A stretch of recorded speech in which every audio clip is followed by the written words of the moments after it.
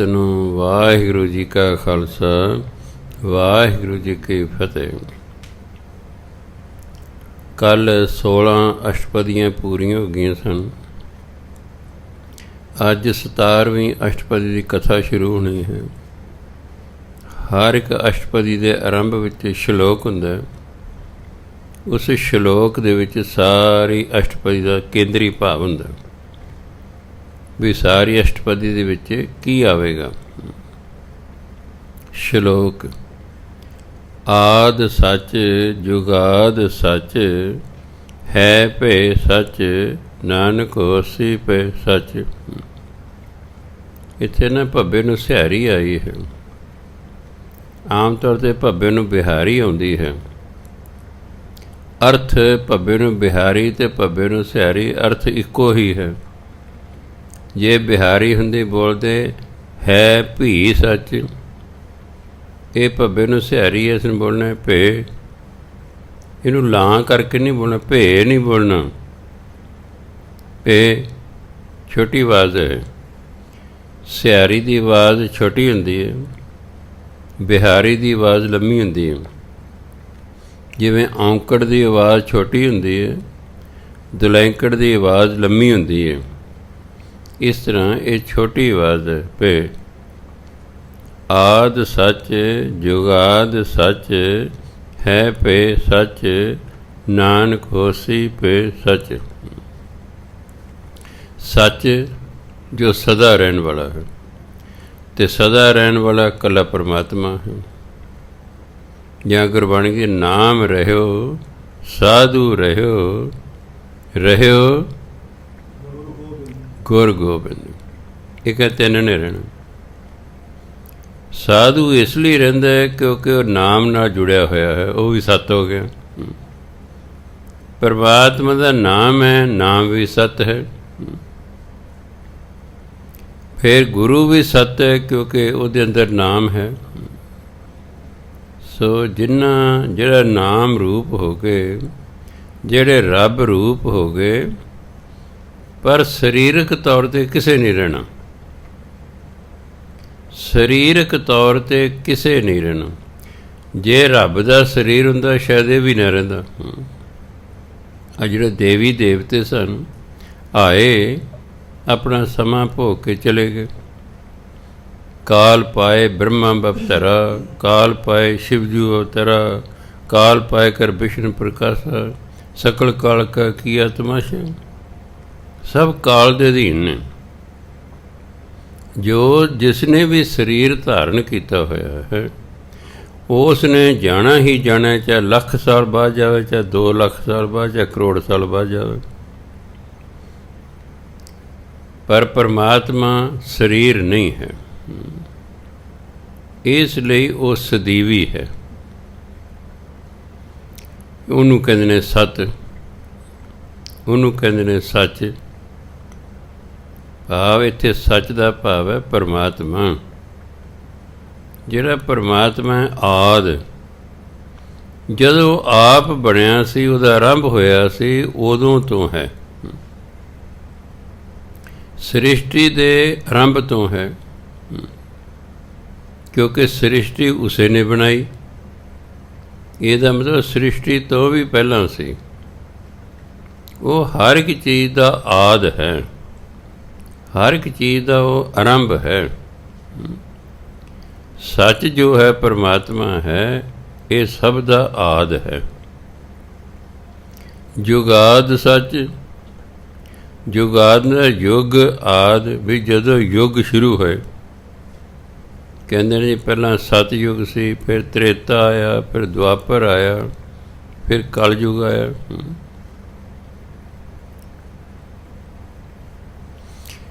ਸੋ ਜਦੋਂ ਯੁੱਗ ਸ਼ੁਰੂ ਹੋਏ, ਉਹਨੂੰ ਕਹਿੰਦੇ ਜੁਗਾਦ, ਯੁੱਗਾਂ ਦਾ ਆਦਿ।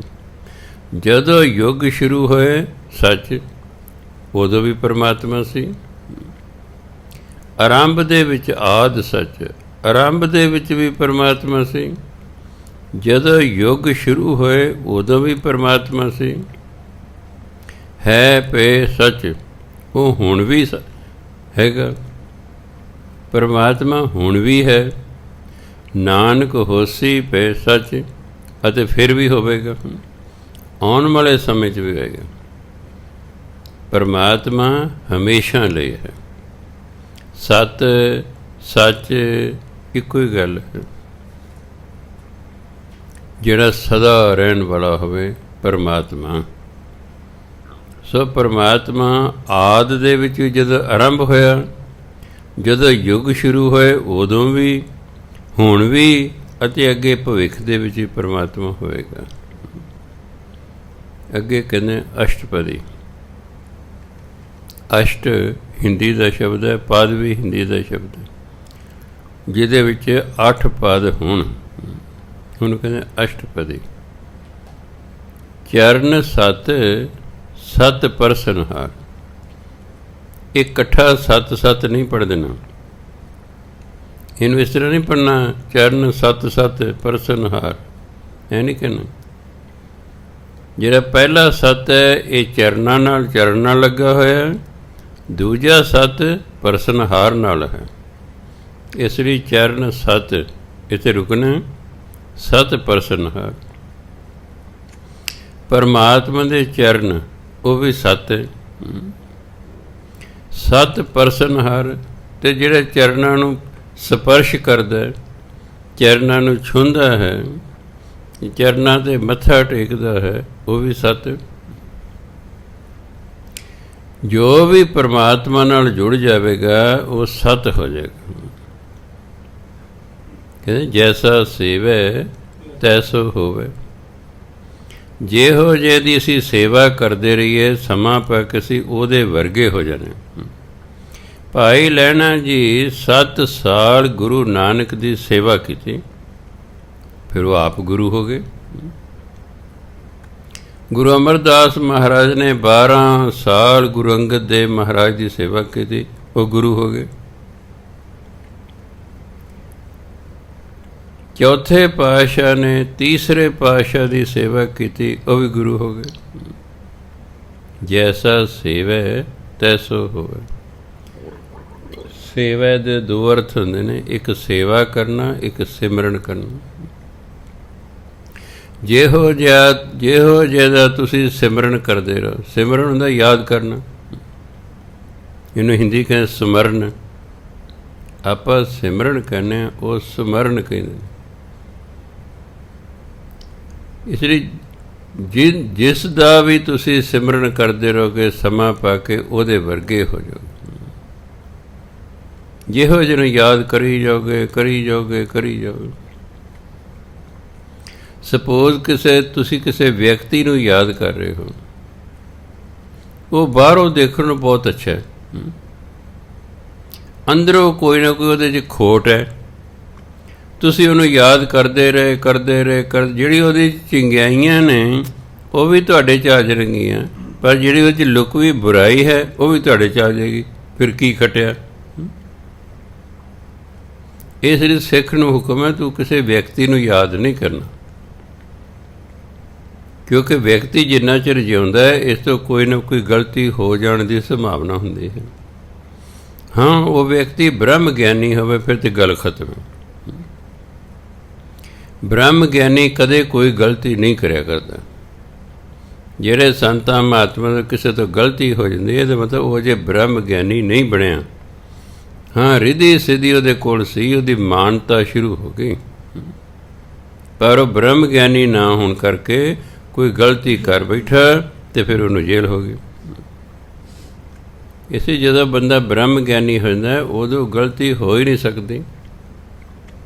ਤੁਸੀਂ ਕਹੋਗੇ ਕਿਉਂ ਨਹੀਂ ਹੁੰਦੀ? ਗਲਤੀ ਉਦੋਂ ਹੁੰਦੀ ਹੈ ਜਦੋਂ ਅੰਦਰ ਹਉਂ ਭਾਵ ਹੁੰਦਾ ਵੀ ਮੈਂ।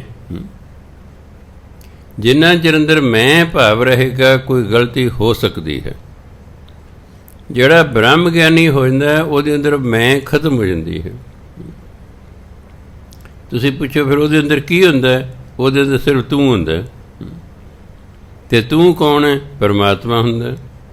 ਅਤੇ ਪਰਮਾਤਮਾ ਕਿਉਂਕਿ ਸਰੀਰ ਨਹੀਂ ਹੈ, ਇਸ ਲਈ ਗਲਤੀ ਕਰ ਹੀ ਨਹੀਂ ਸਕਦਾ।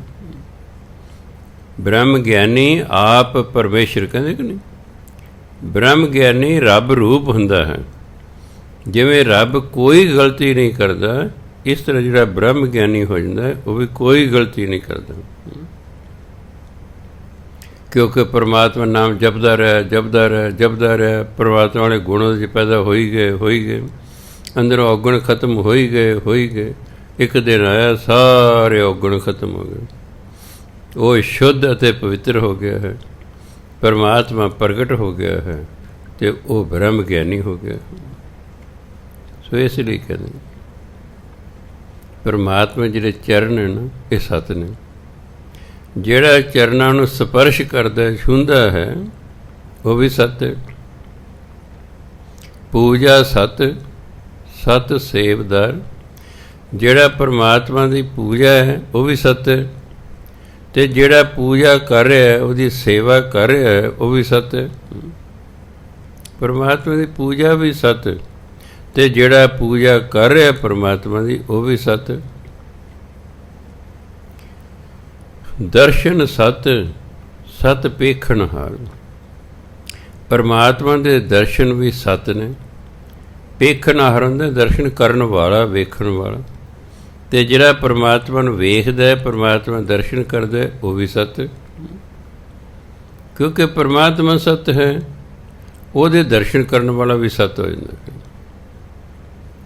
ਜਿਵੇਂ ਪਰਮਾਤਮਾ ਨਿਰਭਉ ਹੈ, ਪਰਮਾਤਮਾ ਜਿਹੜਾ ਨਾਮ ਜਪਦਾ ਰਹਿੰਦਾ ਜਪਦਾ ਰਹਿੰਦਾ ਜਪਦਾ ਰਹਿੰਦਾ, ਇੱਕ ਦਿਨ ਉਹ ਵੀ ਨਿਰਭਉ ਹੋ ਜਾਂਦਾ।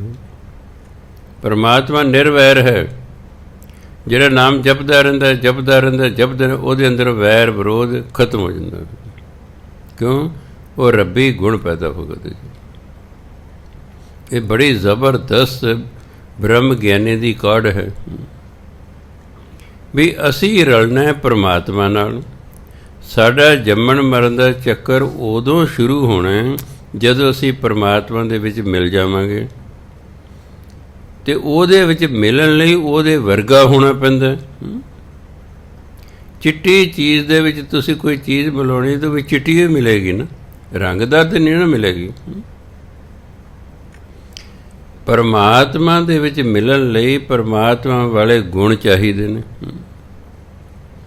ਉਹਦੇ ਵਾਲੇ ਗੁਣ ਪੈਦਾ ਕਿਵੇਂ ਹੋਣ? ਗੁਰਬਾਣੀ ਕਹਿੰਦੀ ਉਹਦਾ ਨਾਮ ਜਪੀ ਜਾਓ ਜਪੀ ਜਾਓ ਜਪੀ ਜਾਓ ਜਪੀ ਜਾਓ, ਸਾਲਾਂ ਬੱਧੀ ਮਰਨ ਤੱਕ ਜਪੀ ਜਾਓ, ਜੈਸਾ ਸੇਵੈ ਤੈਸੋ ਹੋਵੇ। ਫਿਰ ਜਿਹੋ ਜਿਹੇ ਨੂੰ ਯਾਦ ਕਰੀ ਜਾਂਦੇ ਹੋ ਕਰੀ ਜਾਂਦੇ ਹੋ ਕਰੀ ਜਾਂਦੇ, ਇੱਕ ਦਿਨ ਉਹਦੇ ਵਰਗੇ ਹੋ ਜਾਓਗੇ। ਜਦੋਂ ਉਹਦੇ ਵਰਗੇ ਹੋ ਜਾਓਗੇ ਉਹਦੇ ਨਾਲ ਮੇਲ ਹੋ ਜਾਏਗਾ। ਜਿੰਨਾ ਚਿਰ ਉਹਦੇ ਨਾਲ ਮੇਲ ਨਹੀਂ ਹੁੰਦਾ ਸਾਡਾ ਜੰਮਣ ਮਰਨ ਦਾ ਚੱਕਰ ਤੋਂ ਖੜਾ ਨਹੀਂ ਛੁੱਟਦਾ। ਇਸ ਲਈ ਪਰਮਾਤਮਾ ਸੱਤ ਹੈ। ਉਹ ਜਿਹੜਾ ਉਹਨੂੰ ਧਿਆਉਂਦਾ ਹੈ ਉਹ ਵੀ ਸੱਤ ਹੈ, ਜਿਹੜਾ ਉਹਨੂੰ ਵੇਖਦਾ ਉਹ ਵੀ ਸੱਤ ਹੈ, ਜਿਹੜਾ ਉਹਦੀ ਸੇਵਾ ਕਰਦਾ ਉਹ ਵੀ ਸੱਤ ਹੈ, ਜਿਹੜਾ ਉਹਨੂੰ ਸਪਰਸ਼ ਕਰਦਾ ਚਰਨਾਂ ਨੂੰ ਉਹ ਵੀ ਸੱਤ ਹੈ। ਆਪ ਸੱਤ, ਸੱਤ ਸਭ ਧਾਰੀ। ਉਹ ਆਪ ਸੱਤ ਹੈ, ਧਾਰੀ ਮੈਨੇ ਬਣਾਈ। ਕਿ ਨਾਮ ਕੇ ਧਾਰੇ ਸਗਲੇ ਜੰਤ। ਨਾਮ ਸ਼ਕਤੀ ਨਾਲ ਸਾਰੇ ਜੀਵ ਬਣੇ ਨੇ ਨਾ। ਇਸ ਤਰ੍ਹਾਂ ਪਰਮਾਤਮਾ ਨੇ ਜੋ ਬਣਾਇਆ, ਸ੍ਰਿਸ਼ਟੀ ਬਣਾਈ ਹੈ ਉਹ ਸੱਤ ਹੈ। ਕਿਉਂਕਿ ਜਿਹੋ ਜਿਹਾ ਕੋਈ ਹੋਏਗਾ ਉਹੋ ਜਿਹੀ ਚੀਜ਼ ਉਹ ਬਣਾਏਗਾ ਨਾ। ਪਰਮਾਤਮਾ ਸੱਤ ਹੈ ਅਤੇ ਉਹ ਫਿਰ ਕੂੜ ਤਾਂ ਬਣਾ ਨਹੀਂ ਸਕਦਾ। ਸੱਤ ਤੋਂ ਤਾਂ ਸੱਤ ਹੀ ਪੈਦਾ ਹੋਏਗਾ। ਇਸ ਲਈ ਧਾਰੀ ਭਾਵ ਸ੍ਰਿਸ਼ਟੀ ਜੋ ਬਣਾਇਆ ਉਸਨੇ ਆਪ ਸੱਤ। ਪਰਮਾਤਮਾ ਸੱਤ ਹੈ, ਸੱਤ ਸਭ ਧਾਰੀ। ਹੁਣ ਧਾਰੀ ਇਸਤਰੀ ਲਿੰਗ ਹੈ, ਇਸ ਲਈ ਕਿ ਜਿਹੜਾ ਸੱਸਾ ਭੱਬਾ ਸਭ ਹੈ ਨਾ, ਇਹ ਵੀ ਭੱਬਾ ਜੇ ਹੁੰਦਾ ਭੱਬੇ ਨੂੰ ਔਂਕੜ ਸਭ ਹੋ ਜਾਣਾ ਸੀ ਪੁਲਿੰਗ। ਧਾਰੀ ਜਿਹੜਾ ਹੈ, ਸ੍ਰਿਸ਼ਟੀ ਜਿਹੜਾ ਹੈ, ਇਹ ਸ਼ਬਦ ਹੈ ਇਸਤਰੀ ਲਿੰਗ। ਇਸ ਲਈ ਭੱਬੇ ਨੂੰ ਔਂਕੜ ਨਹੀਂ ਲਾਇਆ, ਕਿਉਂਕਿ ਬਾਣੀ ਬੜੇ ਹੀ ਧਿਆਨ ਨਾਲ ਲਿਖੀ ਗਈ ਹੈ। ਜਿਵੇਂ ਪੜ੍ਹਦਾ ਮੈਂ ਬੜਾ ਹੈਰਾਨ ਹੁੰਦਾ ਹਾਂ। ਮੈਂ ਜਿਨ੍ਹਾਂ ਨੇ ਬਾਣੀ ਲਿਖੀ, ਭਾਈ ਗੁਰਦਾਸ ਜੀ ਨੇ, ਕਿੱਡੇ ਵੱਡੇ ਵਿਦਵਾਨ ਹੋਣਗੇ। ਕਿੰਨਾ ਸਪੈਲਿੰਗਾਂ ਦਾ ਖਿਆਲ ਰੱਖਿਆ ਗਿਆ ਹੈ। ਜਿਵੇਂ ਆਪਾਂ ਇੰਗਲਿਸ਼ ਕਹਿੰਦੇ ਹਾਂ, शी इज़ ए गर्ल, क्योंकि गर्ल इस्त्री लिंग अगे लगे she. He is a boy, boy pulling है, उसके अगला ही। इसे तरह गुरबाणी में भी लिखा गया है, गुरबाणी में इसे तरह ही लिखा गया है। आप सत, सत सब तारी। परमात्मा आप सत है, तो जो ने बनाया वो भी सत है। आपे गुण, आपे गुणकारी। परमात्मा आप ही गुण है, आप ही गुण देन वाला है। जिहड़ा परमात्मा का नाम जपदा ना, उन्होंने परमात्मा अपने गुण दिंदा। कमले तो कमला बंदा, मूर्ख तो मूर्ख बंदा, अगर नाम जप ले वो दिनों दिन सियाणा हुंदा जाएगा, हुंदा जाएगा, हुंदा जाएगा, हुंदा जाएगा। एक दिन रब जिन्ना सियाणा हो जाएगा, रब जिन्ना सियाणा हो जाएगा। मैं कई बैठा सोचदा, मैं जेड़ा गुरु ने गुरमंत्र शब्द कढ़िया है, एक क्या ज़बरदस्त चीज़ है। भी वाहिगुरु वाहिगुरु वाहिगुरु वाहिगुरु करी जाओ, तुहाडे च वाहिगुरु वाले गुण पैदा हो जाएंगे। अंदर जिहड़े औगण ने वो खत्म हो जाएंगे। ज्यों ज्यों गुण पैदा होणगे औगण खत्म हो जाएंगे। ज्यों ज्यों तुसीं सत संगत करोगे कुसंगत खत्म हो जाएगी। एक चीज़ नहीं रहना ना, जे दिन है तो ये मतलब रात नहीं है, जे रात है तो ये मतलब दिन नहीं है, जे तुसी तंदुरुस्त हो तो ये मतलब बीमारी नहीं है, जे तुसी बीमार हो तो ये मतलब तंदुरुस्त नहीं हो। एक ही चीज़ इक्को समय आएगी, इक्को चीज़। जदों गुण पैदा होंदे ने औगण अपने आप खत्म हो जाते हैं। जिवें तुहाडे कोले गाणिਆਂ वाली कैसट है, फर्ज करो तुहाडी रुचि धार्मिक हो गई, हुण तुसीं गाणे नहीं सुनना चाहुंदे, ਉਹਦੇ ਉੱਤੇ शब्द चढ़ाना चाहुंदे हो, तुसीं उस कोल चले जांदे दुकानदार कोल कि भाई ये कैसट दे ना मैं शब्द फलाना फलाना भरवाउणा है। वो मशीन च उस कैसट नूं पाउंदा है, शब्द चढ़दा जांदा उपर, गाना अपने आप मिटदा जांदा। ये नहीं कि गाना को पहला खुरच के हटाया जाता ना, शब्द चढ़ी जाता उहदे उत्ते, गाना अपने आप मिटी जाता। ज्यों ज्यों साढ़े च गुण आई जाएंगे औगण अपने आप ही खत्म हो जाएंगे। इसलिए ज्यों ज्यों तुसीं सतसंगत करी जाओगे अंदर जो कुसंगत है वो खत्म होती जाएगी।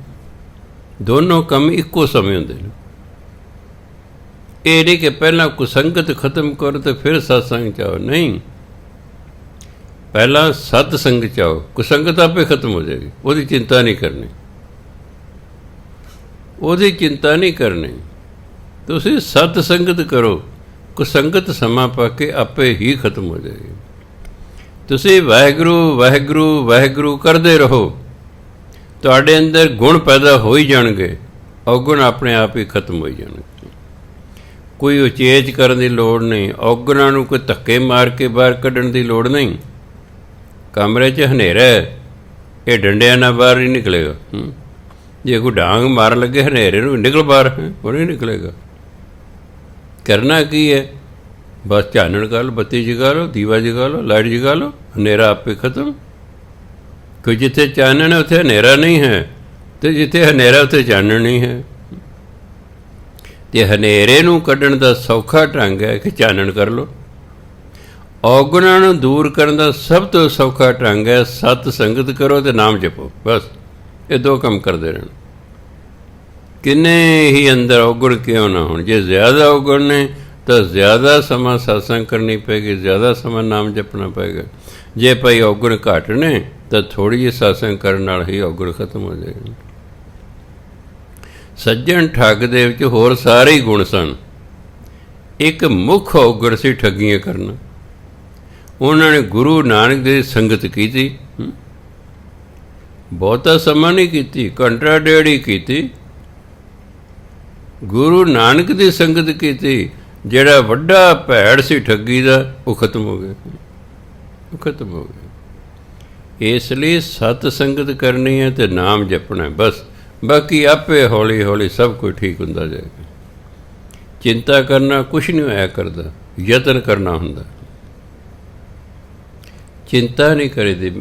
ਮੇਰੇ ਨਾਲ ਸਾਥੀ ਸੀ, 11ਵੀਂ ਤੋਂ ਲੈ ਕੇ 14ਵੀਂ ਤੱਕ ਅਸੀਂ ਪੜ੍ਹੇ, ਦੋਨੋਂ ਹੀ ਪੜ੍ਹੇ। ਉਹ ਵੀ ਟੀਚਰ ਸੀ, ਮੈਂ ਟੀਚਰ ਸੀ। ਸਿਰਫ ਇੰਨਾ ਕਿ ਮੈਂ ਬਹੁਤ ਘਰ ਤੋਂ ਦੂਰ ਸੀ, ਉਹ ਘਰ ਦੇ ਨੇੜੇ ਸੀ।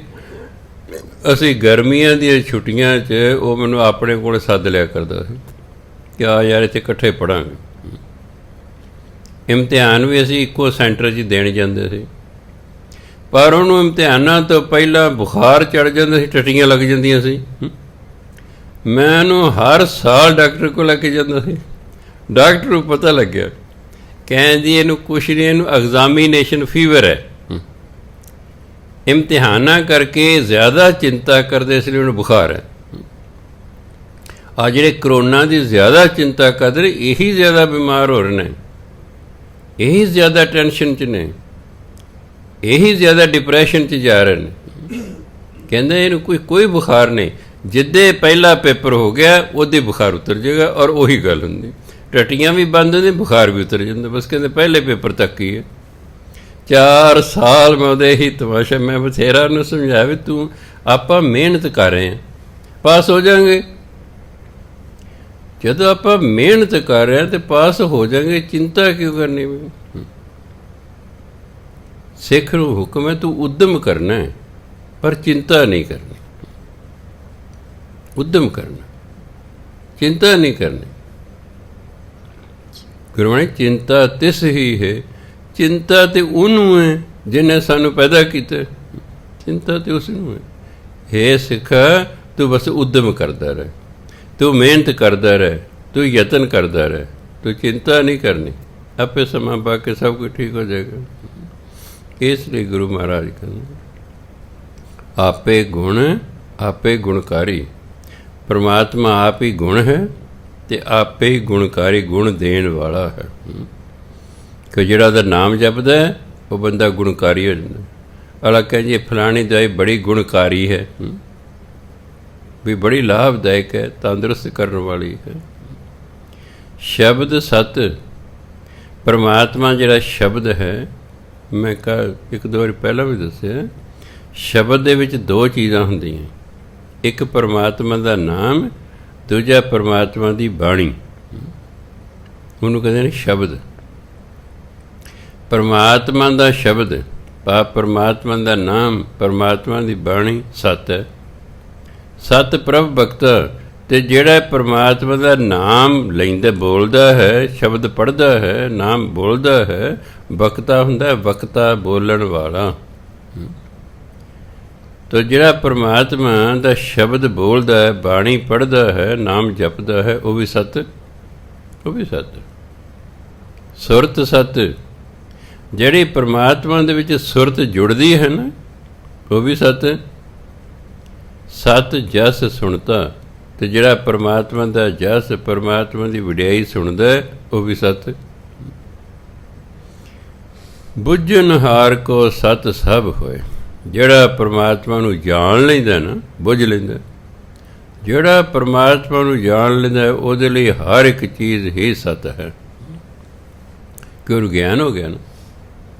ਜਿਹਨੇ ਪਰਮਾਤਮਾ ਨੂੰ ਜਾਣ ਲਿਆ, ਉਹਨੇ ਸਾਰੀ ਸ੍ਰਿਸ਼ਟੀ ਨੂੰ ਆਪਣੇ ਆਪ ਹੀ ਜਾਣ ਲਿਆ। ਪਰਮਾਤਮਾ ਨੂੰ ਜਾਣਨ ਤੋਂ ਬਾਅਦ ਹੋਰ ਕੋਈ ਜਾਣਨ ਵਾਲੀ ਚੀਜ਼ ਹੀ ਨਹੀਂ ਰਹਿ ਜਾਂਦੀ। ਜਦੋਂ ਪਰਮਾਤਮਾ ਨੂੰ ਜਾਣ ਲਿਆ, ਸਾਰੇ ਸੰਸਾਰ ਨੂੰ ਆਟੋਮੈਟਿਕਲੀ ਬੰਦਾ ਜਾਣ ਲੈਂਦਾ ਹੈ। ਕਿਉਂ? ਸਾਰਾ ਗਿਆਨ ਹੀ ਪਰਮਾਤਮਾ 'ਚੋਂ ਨਿਕਲਦਾ ਹੈ। ਸਾਰਾ ਗਿਆਨ ਪਰਮਾਤਮਾ ਤੋਂ ਹੀ ਨਿਕਲਦਾ ਹੈ। ਸੋ ਇਸ ਲਈ ਬੁੱਝਣਹਾਰ ਕੋ ਸਤ ਸਭ ਹੋਏ, ਜਿਹੜਾ ਪਰਮਾਤਮਾ ਨੂੰ ਬੁੱਝ ਲੈਂਦਾ ਹੈ, ਪਰਮਾਤਮਾ ਨੂੰ ਜਾਣ ਲੈਂਦਾ ਹੈ, ਉਹਦੇ ਲਈ ਹਰ ਇੱਕ ਚੀਜ਼ ਸਤ ਹੋ ਜਾਂਦੀ ਹੈ। ਨਾਨਕ ਸਤ ਸਤ ਪ੍ਰਭ ਸੋਏ। ਸੋ ਪਰਮਾਤਮਾ ਸਤ ਹੈ, ਸਤ ਹੈ। ਸੋਏ ਮੈਨੇ ਉਹ ਪਰਮਾਤਮਾ ਕੀ ਹੈ? ਸਤ ਹੈ, ਸਤ ਹੈ। ਸਤ ਸਰੂਪ ਹਿਰਦੈ ਜਿਨ ਮਾਨਿਆ,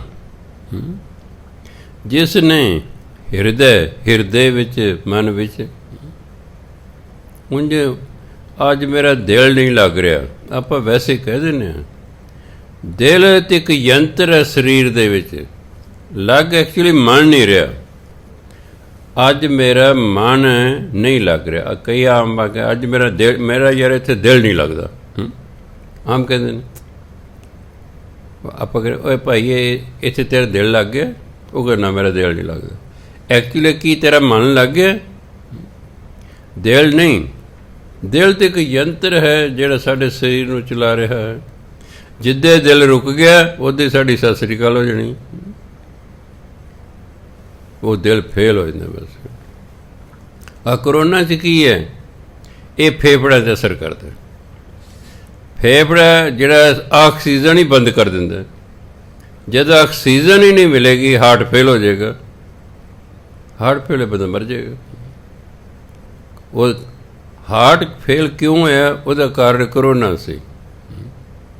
ਕਰੋਨੇ ਨੇ ਫੇਫੜਿਆਂ ਨੂੰ ਜਕੜ ਲਿਆ ਹੈ। ਜਿਵੇਂ ਕਿਸੇ ਨੂੰ ਮੁੱਠੀ ਘੁੱਟ ਲਈਏ ਵੀ ਜਾਂਦਾ ਕਿੱਥੇ ਹੈ, ਉਹ ਫੇਫੜਿਆਂ ਨੇ ਤਾਂ ਸਾਰਾ ਕੁਛ ਕਰਨਾ, ਉਹਨੇ ਫੇਫੜਿਆਂ ਨੂੰ ਜਕੜ ਲਿਆ ਹੈ। ਉਹ ਫੇਫੜੇ ਕੰਮ ਨਹੀਂ ਕਰਦੇ, ਜਿਹੜੀ ਹਾਰਟ ਨੂੰ ਆਕਸੀਜਨ ਜਾਣੀ ਸੀ ਉਹ ਬੰਦ ਹੋ ਜਾਂਦੀ ਹੈ, ਹਾਰਟ ਫੇਲ ਹੋ ਜਾਂਦਾ, ਬੰਦਾ ਮਰ ਗਿਆ ਜਿੱਥੇ। ਸੋ ਇਸੇ ਤਰ੍ਹਾਂ ਗੁਰੂ ਮਹਾਰਾਜ ਸਮਝਾਉਂਦੇ ਨੇ ਸਾਨੂੰ, ਸਤ ਸਰੂਪ ਹਿਰਦੈ ਜਿਨ ਮਾਨਿਆ। ਸੋ ਹਿਰਦੈ ਦਾ ਭਾਵ ਹੈ ਮਨ ਵਿੱਚ। ਹੁਣ ਜੇ ਹਿਰਦੈ ਦਾ ਮਤਲਬ ਹਿਰਦੇ ਵਿੱਚ, ਹੁਣ ਜੇ ਹਿਰਦੇ ਵਿੱਚ, ਦਿਲ ਵਿੱਚ, ਭਾਵ ਅਸਲ ਸ਼ਬਦ ਹੈ ਭਾਵ ਹੈ ਮਨ।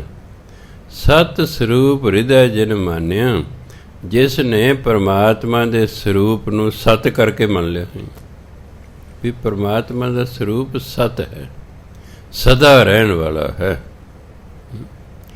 ਕਰਨ ਕਰਾਵਣ ਤੈਨ ਮੂਲ ਪਛਾਨੇ, ਫਿਰ ਤਿੰਨ ਨੰਨੇ ਨੂੰ ਸਿਆਰੀ ਲੱਗਿਆ ਉਸ ਨੇ। ਜੇ ਨੰਨੇ ਨੂੰ ਸਿਆਰੀ ਨਾਂ ਦੀ ਫਿਰ ਅਰਥ ਹੋਣਾ ਸੀ ਉਹਨਾਂ ਨੇ, ਕਿਉਂਕਿ ਪਹਿਲਾਂ ਨਾ ਸਤ ਸਰੂਪ ਹਿਰਦੈ ਜਿਨ ਮਾਨਿਆ, ਜਿਨ ਨੰਨੇ ਨੂੰ ਸਿਆਰੀ ਲੱਗੀ ਹੈ, ਜਿਸ ਨੇ। ਜੇ ਨੰਨੇ ਨੂੰ ਸਿਆਰੀ ਨਾਂ ਦੀ ਫਿਰ ਆਪਾਂ ਜਿਨ੍ਹਾਂ ਨੇ, ਜਿਸ ਨੇ ਸਤ ਸਰੂਪ ਨੂੰ ਮਨ 'ਚ ਮੰਨ ਲਿਆ।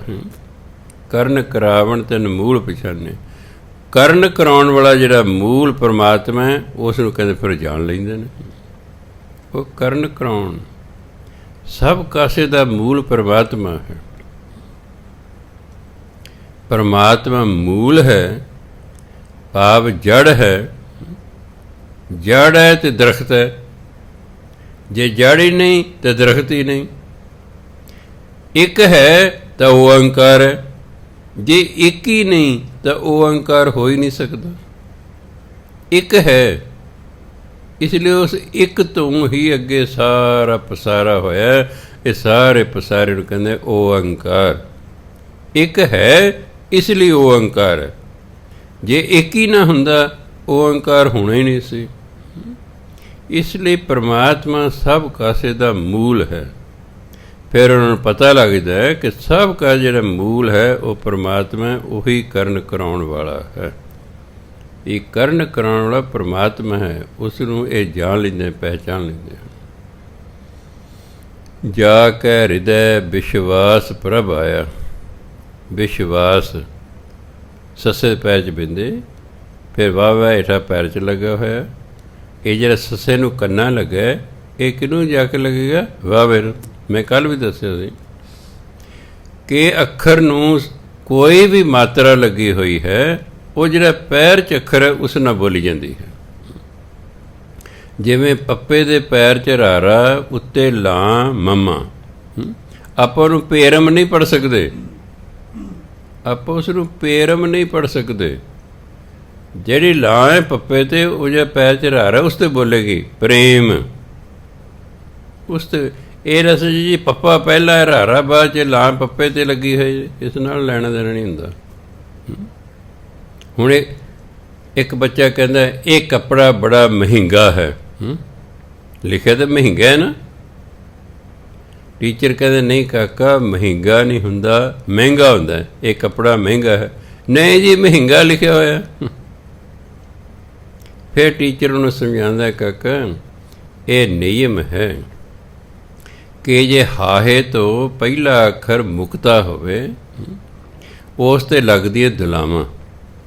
ਜਿਹੜੀ ਹਾਹੇ 'ਤੇ ਟਿੱਪੀ ਲੱਗੇ ਹੋਏ ਨਾ, ਉਹ ਦਿਲਾਵਾਂ ਨਾਲ ਬਣ ਜਾਂਦੀ ਬਿੰਦੀ, ਅਤੇ ਹਾਹੇ ਦੀ ਸਿਆਰੀ 'ਤੇ ਟਿੱਪੀ ਆਪਣੇ ਆਪ ਖਤਮ ਹੋ ਜਾਂਦੀ ਹੈ। ਹੁਣ ਬਣ ਗਿਆ ਮੰਮੇ ਨੂੰ ਦਿਲਾਵਾਂ ਨਾਲ ਬਿੰਦੀ, ਹਾ ਹਾ ਗੱਗੇ ਨੂੰ ਕੰਨਾ। ਹੁਣ ਦੱਸ ਕੀ ਬਣ ਗਿਆ? ਫਿਰ ਉਹ ਕਹਿ ਗਏ ਜੀ ਮਹਿੰਗਾ। ਹੁਣ ਉਹ ਚਲੇ ਗਿਆ, ਉਹ ਇਸ ਘਰ ਵਿੱਚ ਰਹਿੰਦਾ ਹੈ। ਸਪੈਲਾਂ ਦਾ ਇਸ ਰਾਰਾ ਹਾਹੇ ਨੂੰ ਸਿਆਰੀ 'ਤੇ ਟਿੱਪੀ ਦੱਦੇ ਨੂੰ ਕੰਨਾ। ਬੱਚਾ ਪੜ੍ਹਦਾ, ਉਹ ਜੋੜ ਕੇ ਪੜ੍ਹ ਰਿਹਾ। ਉਹ ਕਹਿੰਦਾ ਜੀ ਉਹ ਇਸ ਘਰ ਵਿੱਚ ਰਹਿੰਦਾ ਹੈ। ਟੀਚਰ ਕਹਿੰਦਾ ਨਹੀਂ ਕਾਕਾ, ਰਹਿੰਦਾ ਨਹੀਂ ਹੁੰਦਾ, ਇਹਨੂੰ ਬੋਲਣਾ ਰਹਿੰਦਾ। ਜਿਵੇਂ ਇੱਕ ਇਤਿਹਾਸਕ ਗੁਰਦੁਆਰੇ ਤੋਂ ਕੀਰਤਨ ਆ ਰਿਹਾ, ਉਹ ਕਹਿ ਰਿਹਾ, ਦਾਨ ਮਹਿੰਡਾ ਤਲੀ ਖਾਕ ਮਿਲੇ ਤਾਂ ਮਸਤਕ ਲਾਈਏ। ਉਹ ਤਾਂ ਉਸ ਤਰ੍ਹਾਂ ਜਿਵੇਂ ਬੱਚਾ ਮਹਿੰਗਾ ਬੋਲਦਾ, ਉਹਨੇ ਉਸ ਤਰ੍ਹਾਂ ਉਹਨੂੰ ਮਹਿੰਡਾ ਬੋਲਤਾ। ਉਹਨੇ ਉਸ ਜਿਵੇਂ ਲਿਖਿਆ ਸੀ ਉਵੇਂ ਹੀ ਬੋਲਤਾ, ਕਿਉਂਕਿ ਮੰਮਾ ਹਾਹੇ ਨੂੰ ਸਿਹਾਰੀ ਉੱਤੇ ਟਿੱਪੀ ਡੱਡੇ ਨੂੰ ਕਰਨਾ ਮਹਿੰਡਾ। ਹੁਣ ਉਸੇ ਤਰ੍ਹਾਂ ਪੜ੍ਹਤਾ। ਐਂ ਤਾਂ ਫਿਰ ਕੋਈ ਮਹਿੰਗਾ ਪੜ੍ਹ ਦੇਗਾ, ਕੋਈ ਰਹਿੰਦਾ ਪੜ੍ਹ ਦੇਗਾ, ਕੋਈ ਪਹੀਲਾ ਪੜ੍ਹ ਦੇਗਾ। ਪੱਪਾ ਹਾਹੇ ਨੂੰ ਸਾਰੀ ਲੱਲੇ ਨੂੰ ਕਰਨਾ ਲਿਖਿਆ ਤਾਂ ਪਹੀਲਾ ਹੈ, ਬੋਲਣਾ ਕੀ ਹੈ ਪਹਿਲਾ। ਇਸ ਤਰ੍ਹਾਂ ਦਾਨ ਮਹਿੰਡਾ ਨਹੀਂ, ਦਾਨ ਮਹਿੰਡਾ ਤਲੀ ਖਾਕ ਮਿਲੇ ਤਾਂ ਮਸਤਕ ਲਾਈਏ। ਕਿਸੇ ਨੇ ਉੱਥੇ ਜਿੰਨੇ ਕਰਮਚਾਰੀ ਕੋਈ ਹੋਣਗੇ, ਹੋਰ ਕੀਰਤਨੀ ਹੋਣਗੇ, ਪ੍ਰਬੰਧਕ ਹੋਣਗੇ, ਕਿਸੇ ਨੇ ਉਹਨਾਂ ਦੇ ਨੋਟਿਸ 'ਚ ਹੀ ਨਹੀਂ ਲੈਂਦਾ ਵੀ ਭਾਈ ਜੀ ਕੀਰਤਨੀ ਮਹਾਰਾਜ ਇਹ ਮਹਿੰਡਾ ਨਹੀਂ ਹੁੰਦਾ, ਇਹ ਮਹਿੰਡਾ ਹੁੰਦਾ। ਕਿਸੇ ਨੇ ਨਹੀਂ ਦੱਸਿਆ ਉਹਨੂੰ। ਜੇ ਕੋਈ ਦੱਸ ਦਿੰਦਾ ਉਹ ਸੁਧਾਰ ਕਰ ਲੈਂਦਾ ਸ਼ਾਇਦ, ਉਹ ਸ਼ਾਇਦ ਸੁਧਾਰ ਕਰ ਲੈਂਦੇ, ਦੱਸਦਾ ਭਾਈ ਮਹਿੰਡਾ ਨਹੀਂ ਹੁੰਦਾ, ਇਹ ਹੁੰਦਾ ਮਹਿੰਡਾ। ਤਹਿੰਡਾ ਨਹੀਂ ਹੁੰਦਾ, ਤਹਿੰਡਾ। ਮਹਿੰਡੀ ਨਹੀਂ ਹੁੰਦੀ, ਮਹਿੰਡੀ। ਤਹਿੰਡੀ ਨਹੀਂ ਹੁੰਦੀ, ਤਹਿੰਡੀ। ਐਂ ਬੋਲੋ, ਦਾਨ ਮਹਿੰਡਾ ਤਲੀ ਖਾਕ ਮਿਲੇ ਤਾਂ ਮਸਤਕ ਲਾਈਏ। ਇਹ ਅਸਲ ਉਚਾਰਨ ਹੈ। ਕਈ ਵਾਰੀ ਖਿਆਲ ਨਹੀਂ ਅਸੀਂ ਕਰਦੇ, ਜਾਂ ਕਈ ਵਾਰੀ ਸਾਨੂੰ ਗਿਆਨ ਨਹੀਂ ਹੁੰਦਾ। ਦੋਨੇ ਗੱਲਾਂ ਹੋ ਸਕਦੀਆਂ। ਖਿਆਲ ਹੀ ਨਹੀਂ ਕੀਤਾ, ਬੇਰਹਿੰਦਾ ਨਹੀਂ ਹੁੰਦਾ, ਰਹਿੰਦਾ ਹੁੰਦਾ। ਮਹਿੰਗਾ ਨਹੀਂ ਹੁੰਦਾ, ਮਹਿੰਗਾ ਹੁੰਦਾ। ਤਹਿੰਡਾ ਨਹੀਂ ਹੁੰਦਾ, ਤਹਿੰਡਾ ਹੁੰਦਾ। ਜੇ ਗਿਆਨ ਹੁੰਦਾ ਜਾਂ ਖਿਆਲ ਰੱਖਿਆ ਹੁੰਦਾ, ਫਿਰ ਜਿਹੜਾ ਹੈ ਇਸ ਤਰ੍ਹਾਂ ਫਿਰ ਪੜ੍ਹਨਾ ਸੀ, ਦਾਨ ਮਹਿੰਡਾ ਤਲੀ ਖਾਕ, ਫਿਰ ਐ ਪੜ੍ਹਨਾ ਸੀ। ਇਸ ਲਈ ਬਾਣੀ ਨੂੰ ਬੜੇ ਧਿਆਨ ਨਾਲ ਪੜ੍ਹਿਆ ਕਰੋ। ਜਾ ਕੇ ਹਿਰਦੈ ਵਿਸ਼ਵਾਸ ਪ੍ਰਭ ਆਇਆ। ਪਹਿਲੇ ਸੱਸੇ ਦੇ ਪੈਰ 'ਚ ਬਿੰਦੀ ਲਾਉਣੀ ਹੈ, ਸੱਸੇ ਨੂੰ ਕੰਨਾਂ 'ਚ ਰਹੇ, ਵਾਵੇ ਨੂੰ ਕੰਨਾਂ ਬੋਲਿਆ ਜਾਵੇਗਾ। ਵਿਸ਼ਵਾਸ ਹਿੰਦੀ ਸੰਸਕ੍ਰਿਤ ਦਾ ਸ਼ਬਦ ਹੈ ਵਿਸ਼ਵਾਸ। ਉਸ ਤੋਂ ਪੰਜਾਬੀ 'ਚ ਫਿਰ ਆਮ ਆਪਾਂ ਬੱਬਾ ਬਣਾ ਲੈਂਦੇ। ਜਿਵੇਂ ਕਈ ਅਸਲ ਸ਼ਬਦ ਹੈ ਵੀਰ, ਇਹ ਮੇਰਾ ਵੀਰ ਹੈ, ਪਰ ਕਈ ਇਲਾਕੇ ਔਰ ਵੀਰ ਵੀ ਕਹਿੰਦੇ, ਇਹ ਮੇਰਾ ਵੀਰ ਹੈ, ਭਾਵੇਂ ਮੇਰਾ ਭਰਾ ਹੈ। ਵੀਰਾ ਵੀਰਾ ਗੱਲ ਇੱਕੋ ਹੀ ਹੈ, ਬਸ ਥੋੜ੍ਹੇ ਸਪੈਲਿੰਗਾਂ 'ਚ ਫਰਕ ਹੈ। ਜਾ ਕੇ ਹਿਰਦੈ ਵਿਸ਼ਵਾਸ ਪ੍ਰਭ ਆਇਆ। ਇਹ ਵਿਸ਼ਵਾਸ ਹੋਣਾ ਔਖਾ ਹੈ। ਪਰਮਾਤਮਾ 'ਤੇ ਵਿਸ਼ਵਾਸ ਬੱਝਣਾ ਬੜਾ ਔਖਾ ਹੈ। ਬਾਣੀ 'ਤੇ ਵਿਸ਼ਵਾਸ ਲਿਆਉਣਾ ਬੜਾ ਔਖਾ ਹੈ। ਬਾਣੀ ਪੜ੍ਹਨੀ ਔਖੀ ਨਹੀਂ, ਬਾਣੀ ਦੀ ਕਥਾ ਵੀ ਔਖੀ ਨਹੀਂ, ਬਾਣੀ ਦਾ ਕੀਰਤਨ ਵੀ ਔਖਾ ਨਹੀਂ। ਸਭ ਤੋਂ ਔਖਾ ਹੈ ਇਸ 'ਤੇ ਵਿਸ਼ਵਾਸ ਲਿਆਉਣਾ। ਜੇ ਵਿਸ਼ਵਾਸ ਆ ਜਾਏ, ਫਿਰ ਸਾਡਾ ਜੀਵਨ ਬਾਣੀ ਅਨੁਸਾਰ ਆਪਣੇ ਆਪ ਹੀ ਹੋ ਜਾਏਗਾ। ਸਾਡਾ ਜੀਵਨ ਅਜੇ ਬਾਣੀ ਅਨੁਸਾਰ ਇਸ ਲਈ ਨਹੀਂ ਹੋ ਰਿਹਾ ਕਿ ਸਾਨੂੰ ਬਾਣੀ 'ਤੇ ਵਿਸ਼ਵਾਸ ਹੀ ਨਹੀਂ ਆ ਰਿਹਾ ਹੈ। ਸੋ ਜਿਨ੍ਹਾਂ ਦੇ ਹਿਰਦੇ 'ਚ ਪਰਮਾਤਮਾ ਪ੍ਰਤੀ ਵਿਸ਼ਵਾਸ ਪੈਦਾ ਹੋ ਜਾਂਦਾ ਨਾ, ਤਤ ਗਿਆਨ ਤਿਸ ਮਨ ਪ੍ਰਗਟਾਇਆ। ਤਤ ਗਿਆਨ ਰੱਬੀ ਗਿਆਨ, ਰੱਬੀ ਗਿਆਨ ਉਸਦੇ ਮਨ ਦੇ ਵਿੱਚ ਫਿਰ ਪ੍ਰਗਟ ਹੋ ਜਾਂਦਾ ਹੈ। ਗਿਆਨ ਨਹੀਂ ਪ੍ਰਗਟ ਹੋਣਾ। ਰੱਬ ਕੀ ਹੈ? ਗਿਆਨ ਹੈ। ਗਿਆਨ ਰੱਬੀ ਗਿਆਨ ਪ੍ਰਗਟ ਹੋ ਜਾਂਦਾ ਹੈ। ਭੈ ਤੇ ਨਿਰਭਉ ਹੋਏ ਬਸਾਨਾ। ਫਿਰ ਜਿਹਦੇ ਅੰਦਰ ਰੱਬੀ ਗਿਆਨ ਪ੍ਰਗਟ ਹੋ ਜਾਂਦਾ, ਉਹ ਭੈ ਤੋਂ ਨਿਰਭਉ ਹੋ ਜਾਂਦਾ, ਉਹਦਾ ਡਰ ਖਤਮ ਹੋ ਜਾਂਦਾ। ਉਹ ਨਿਰਭਉ ਹੋ ਕੇ ਵਸਦਾ ਸੰਸਾਰ 'ਚ। ਇੱਥੇ ਡਰ ਕੇ ਵਸਦੇ ਹਾਂ, ਕੋਈ ਚੋਰ ਨਾ ਆ ਜਾਏ, ਸਾਡੇ 'ਤੇ ਕੋਈ ਚੀਜ਼ ਖੋਹ ਨਾ ਲਵੇ, ਸਾਨੂੰ ਕੋਈ ਕੁੱਟ ਮਾਰ ਨਾ ਦੇਵੇ, ਸਾਡੇ 'ਤੇ ਆਹ ਨਾ ਹੋ ਜਾਏ, ਉਹ ਨਾ ਹੋ ਜਾਏ। ਪਰ ਜਿਹਨੂੰ ਬ੍ਰਹਮ ਗਿਆਨ ਹੋ ਜਾਂਦਾ ਨਾ, ਤਤ ਗਿਆਨ, ਬ੍ਰਹਮ ਗਿਆਨ, ਰੱਬੀ ਗਿਆਨ। ਬ੍ਰਹਮ ਰੱਬ ਨੂੰ ਹੀ ਕਹਿੰਦੇ ਨੇ। ਤਤ ਗਿਆਨ, ਬ੍ਰਹਮ ਗਿਆਨ, ਰੱਬੀ ਗਿਆਨ ਜਿਸ ਨੂੰ ਹੋ ਜਾਂਦਾ ਨਾ, ਜਿਸ ਦੇ ਮਨ 'ਚ ਪ੍ਰਗਟ ਹੋ ਜਾਂਦਾ ਹੈ, ਭੈ ਤੇ ਨਿਰਭਉ ਹੋਏ ਬਸੰਨ, ਉਹ ਫਿਰ ਜੇ ਡਰ ਤੋਂ ਰਹਿਤ ਹੋ ਜਾਂਦਾ ਹੈ। ਉਹ ਭੈ ਤੋਂ ਨਿਰਭਉ ਹੋ ਕੇ ਇਸ ਸੰਸਾਰ 'ਚ ਵਸਦਾ ਹੈ। ਜਿਸ ਤੇ ਉਪਜਿਆ ਤਿਸ ਮਾਹੇ ਸਮਨ। ਫਿਰ ਜਿਹੜਾ ਨਿਰਭਉ ਹੋ ਕੇ ਪਰ ਸੰਸਾਰ 'ਚ ਵਿਚਰਦਾ ਹੈ, ਉਹ ਜਿਸ ਤੋਂ ਪੈਦਾ ਹੋਇਆ ਸੀ ਉਹਦੇ ਵਿੱਚ ਹੀ ਸਮਾ ਜਾਂਦਾ ਹੈ, ਉਹਦੇ ਵਿੱਚ ਹੀ ਲੀਨ ਹੋ ਜਾਂਦਾ ਹੈ। ਜਦੋਂ ਸਾਡੇ ਅੰਦਰ ਤਤ ਗਿਆਨ ਪੈਦਾ ਹੋ ਜਾਏਗਾ, ਸਾਡੇ ਅੰਦਰ ਬ੍ਰਹਮ ਗਿਆਨ ਹੋ ਜਾਏਗਾ, ਸਾਡਾ ਹਰ ਪ੍ਰਕਾਰ ਦਾ ਡਰ ਖਤਮ ਹੋ ਜਾਏਗਾ। ਡਰ ਕਿੱਥੇ? ਜਿੱਥੇ ਭਰਮ ਹੈ। ਜਿੱਥੇ ਭਰਮ ਹੈ ਉੱਥੇ ਡਰ ਹੈ। ਭਰਮ ਹੈ। ਹੁਣ ਦੇਖੋ, ਸ਼ੇਰ ਆ ਰਿਹਾ, ਆ ਤੇ ਰੱਬ ਰਿਹਾ, ਪਰ ਉਹਨੇ ਸ਼ੇਰ ਦਾ ਰੂਪ ਧਾਰਨ ਕੀਤਾ। ਅਤੇ ਮੈਨੂੰ ਭਰਮ ਹੈ ਸ਼ੇਰ ਆ ਰਿਹਾ, ਮੈਂ ਡਰਾਂਗਾ, ਕੁਦਰਤੀ ਗੱਲ। ਜੇ ਕਿਤੇ ਮੈਨੂੰ ਪਤਾ ਹੋ ਜਾਏ ਕਿ ਇਹ ਪਰਮਾਤਮਾ ਹੈ, ਸ਼ੇਰ ਦਾ ਰੂਪ ਧਾਰਨ ਕੀਤਾ, ਮੇਰਾ ਭਰਮ ਖਤਮ ਹੈ, ਮੇਰਾ ਡਰ ਖਤਮ ਹੋ ਜਾਏਗਾ। ਡਰ ਉਨਾ ਚਿਰ ਹੀ ਹੈ ਜਿੰਨਾ ਚਿਰ ਭਰਮ ਹੈ। ਮੂੰਹ ਹਨੇਰਾ ਹੈ, ਵਿਹੜੇ 'ਚ ਰੱਸੀ ਪਈ ਹੈ, ਦੇਖਿਆ ਐਂ ਲੱਗਿਆ ਵੀ ਤੇ ਸੱਪ ਹੈ ਰੱਸੀ, ਪਰ ਭਰਮ ਹੋ ਗਿਆ ਸੱਪ ਦਾ। ਡਰੀ ਜਾਵਾਂਗੇ, ਕੋਈ ਸੋਟੇ ਦੀ ਭਾਲ ਕਰਾਂਗੇ, ਕਿਤੇ ਸੱਪ ਅੰਦਰ ਨਾ ਆ ਜਾਏ। ਕਈ ਦਾ ਮਾਰਨ ਦਾ ਵੀ ਹੌਸਲਾ ਨਹੀਂ ਪੈਂਦਾ, ਅਗਲਾ ਵੇਖ ਕੇ ਦਰਵਾਜ਼ੇ ਬੰਦ ਕਰ ਲੈਂਦਾ, ਫਿਰ ਵੇਖਦਾ ਰਹਿੰਦਾ ਵੀ ਦਰਵਾਜ਼ੇ ਹੇਠ ਤਾਂ ਨਾ ਕਿਤੇ ਵੜ ਆਏਗਾ, ਡਰੀ ਜਾਂਦਾ। ਇੰਨੇ ਚਿਰ ਦਿਨ ਚੜ੍ਹ ਗਿਆ, ਬਾਹਰ ਨਿਕਲਿਆ, ਕੀ ਵੇਖਦਾ, ਓਹੋ ਇਹ ਤਾਂ ਰੱਸੀ ਸੀ। ਭਰਮ ਖਤਮ ਹੋ ਗਿਆ, ਡਰ ਖਤਮ ਹੋ ਗਿਆ। ਧਰਮ ਕਹਿੰਦਾ ਡਰ ਉਨਾ ਚਿਰ ਹੀ ਹੈ ਜਿੰਨਾ ਚਿਰ ਭਰਮ ਹੈ, ਅਤੇ ਬ੍ਰਹਮ ਗਿਆਨ ਹੋ ਜਾਣ ਤੋਂ ਬਾਅਦ ਭਰਮ ਖਤਮ ਹੋ ਜਾਂਦਾ ਹੈ। ਜਦੋਂ ਭਰਮ ਹੀ ਨਹੀਂ ਰਿਹਾ ਅਤੇ ਫਿਰ ਡਰ ਵੀ ਨਹੀਂ ਰਿਹਾ। ਅਜੇ ਸਾਨੂੰ ਇਸ ਲਈ ਇਹ ਗੱਲ ਨਹੀਂ ਸਮਝਾਉਣੀ ਕਿ ਅਜੇ ਅਸੀਂ ਬ੍ਰਹਮ ਗਿਆਨੀ ਬਣੇ ਨਹੀਂ। ਜਿਹੜੇ ਹੈਗੇ ਉਹਨਾਂ ਨੇ ਲਿਖਿਆ ਹੋਇਆ ਹੈ, ਨਿਰਭਉ ਹੋਏ ਬਸੰਨ, ਉਹਦਾ ਡਰ ਖਤਮ ਹੋ ਗਿਆ, ਉਹ ਨਿਰਭਉ ਹੋ ਗਏ ਨੇ। ਕਿਉਂ? ਉਹਨਾਂ ਦੇ ਅੰਦਰ ਭਰਮ ਹੀ ਕੋਈ ਨਹੀਂ ਰਿਹਾ। ਉਹਨਾਂ ਦੇ ਅੰਦਰ ਭਰਮ ਹੀ ਨਹੀਂ ਰਿਹਾ ਕਿ ਮੈਨੂੰ ਪਰਮਾਤਮਾ ਦੇ ਹੁਕਮ ਤੋਂ ਬਿਨਾਂ ਕੋਈ ਮਾਰ ਹੀ ਨਹੀਂ ਸਕਦਾ। ਆਪਣੇ ਤੇ ਭਰਮ ਹੈ, ਕੋਈ ਮਾਰ ਨਾ ਜਾਵੇ, ਕੋਈ ਮਾਰ ਨਾ ਜਾਏ। ਜਿਨ੍ਹਾਂ ਕੋਲੇ ਸਭ ਕੋਈ ਹੈ ਉਹ ਹਥਿਆਰ ਰੱਖ ਲਈਦੇ ਨੇ, ਕਿਸੇ ਕਿਰਪਾਨ ਰੱਖ ਲਈ, ਕਿਸੇ ਨੇ ਬੰਦੂਕ ਰੱਖ ਲਈ, ਕਿਸੇ ਨੇ ਪਿਸਤੌਲ ਰੱਖ ਲਿਆ, ਕਿਸੇ ਨੇ ਬਾਡੀਗਾਰਡ ਰੱਖ ਲਏ, ਕਿਉਂਕਿ ਸਾਨੂੰ ਵਿਸ਼ਵਾਸ ਨਹੀਂ ਹੈ, ਰੱਬ 'ਤੇ ਵਿਸ਼ਵਾਸ ਹੀ ਨਹੀਂ ਹੈ, ਬਾਣੀ 'ਤੇ ਵੀ ਪੂਰਾ ਵਿਸ਼ਵਾਸ ਨਹੀਂ ਹੈ। ਇਸ ਲਈ ਅਸੀਂ ਡਰਦੇ ਹਾਂ ਸਾਨੂੰ ਕੋਈ ਮਾਰ ਨਾ ਜਾਏ। ਗਿਆਨ ਹੈ, ਹਰ ਬਿਨ ਕੋਈ ਮਾਰ ਜੀਵਾਲ ਨਾ ਸਕੈ, ਬਣੀ ਰਹੀ ਹੈ ਵੀ ਹਰੀ ਦੇ ਹੁਕਮ ਤੋਂ ਬਿਨਾਂ ਸਾਨੂੰ ਕੋਈ ਮਾਰ ਹੀ ਨਹੀਂ ਸਕਦਾ, ਸਾਨੂੰ ਕੋਈ ਜਿਉਂਦਾ ਰੱਖ ਹੀ ਨਹੀਂ ਸਕਦਾ। ਗਿਆਨ ਤਾਂ ਹੈ ਪਰ ਵਿਸ਼ਵਾਸ ਨਹੀਂ ਹੈ। ਵਿਸ਼ਵਾਸ ਤੋਂ ਬਿਨਾਂ ਫਿਰ ਗੱਲ ਨਹੀਂ ਬਣੇਗੀ, ਫਿਰ ਤਾਂ ਡਰ ਕਾਇਮ ਰਹੇਗਾ।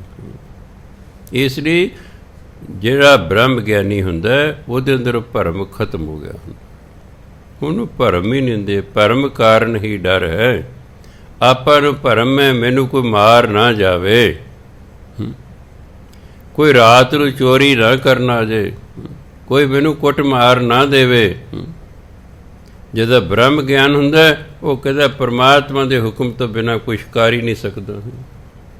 ਜੇ ਪਰਮਾਤਮਾ ਦਾ ਹੁਕਮ ਹੋ ਗਿਆ ਮਰਨ ਦਾ ਤਾਂ ਮੈਨੂੰ ਕੋਈ ਰੱਖ ਨਹੀਂ ਸਕਦਾ, ਅਤੇ ਜੇ ਪਰਮਾਤਮਾ ਦਾ ਹੁਕਮ ਹੈ ਤੂੰ ਨਹੀਂ ਮਰੇਗਾ ਤਾਂ ਮੈਨੂੰ ਕੋਈ ਮਾਰ ਨਹੀਂ ਸਕਦਾ।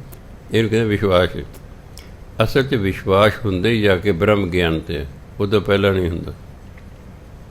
ਆ ਜਿਹੜਾ ਤੁਹਾਨੂੰ ਕਥਾ ਕਰ ਹੈ ਸ਼ਾਇਦ ਇਹਨੂੰ ਧਮਕੀ ਪੱਤਰ ਆ ਜਾਏ ਕਿ ਬਾਬਾ ਜੀ ਪਰਸੋਂ ਤੁਹਾਨੂੰ ਮਾਰ ਦਿੱਤਾ ਜਾਵੇਗਾ, ਅਤੇ ਮੈਂ ਵੀ ਪੁਲਿਸ ਵਾਲੇ ਨੂੰ ਧਮਕੀ ਪੱਤਰ ਵਿਖਾਵਾਂਗਾ, ਆਹ ਦੇਖੋ ਜੀ ਮੈਨੂੰ ਮਾਰਨ ਆ ਰਹੇ ਨੇ, ਖਿਆਲ ਰੱਖਿਓ ਜਰਾ ਜੀ, ਬੰਦੇ ਲਾ ਦਿਓ ਮੇਰੇ ਘਰ ਦੇ ਆਲੇ ਦੁਆਲੇ। ਹੋਏਗਾ ਕਿ ਨਹੀਂ? ਮੈਂ ਤਾਂ ਸਿਰਫ ਗੁਰੂ ਦੀ ਗੱਲ ਦੀ ਕਥਾ ਕਰ ਰਿਹਾ, ਮੈਂ ਬਾਣੀ ਦੀ ਕਥਾ ਕਰ ਰਿਹਾ, ਮੈਂ ਆਪਣੀ ਅਵਸਥਾ ਦੀ ਨਹੀਂ ਕਰ ਰਿਹਾ। ਆਪਣੀ ਅਵਸਥਾ ਮੈਂ ਤੁਹਾਨੂੰ ਦੱਸ ਹੀ ਦਿੱਤੀ ਹੈ। ਕਿਸੇ ਨੂੰ ਵੀ ਸਾਡੇ ਜਿੰਨੇ ਬੈਠੇ ਕਿਸੇ ਨੂੰ ਵੀ ਧਮਕੀ ਪੱਤਰ ਆ ਜਾਏ ਤਾਂ ਅਸੀਂ ਪੁਲਿਸ ਨੂੰ ਫਟਾਫਟ ਇਨਫੋਰਮ ਕਰਾਂਗੇ ਜੀ ਅੱਜ ਮੈਨੂੰ ਧਮਕੀ ਪੱਤਰ ਆਇਆ ਜੀ, ਪਤਾ ਕਰੋ ਕਿੰਨੇ ਭੇਜਿਆ ਇਹ। ਪਰ ਜਿਹੜਾ ਬ੍ਰਹਮ ਗਿਆਨੀ ਹੁੰਦਾ ਉਹਨੂੰ ਤਾਂ ਪਤਾ ਹੁੰਦਾ, ਉਹ ਤਾਂ ਉਹਨੂੰ ਤਾਂ ਰੱਬ ਦਾ ਹੀ ਗਿਆਨ ਹੋ ਗਿਆ ਅਤੇ ਰੱਬ ਦੇ ਕੀਤੇ ਕੰਮਾਂ ਦਾ ਉਹਨੂੰ ਫਿਰ ਪਤਾ ਹੀ ਹੁੰਦਾ ਹੈ।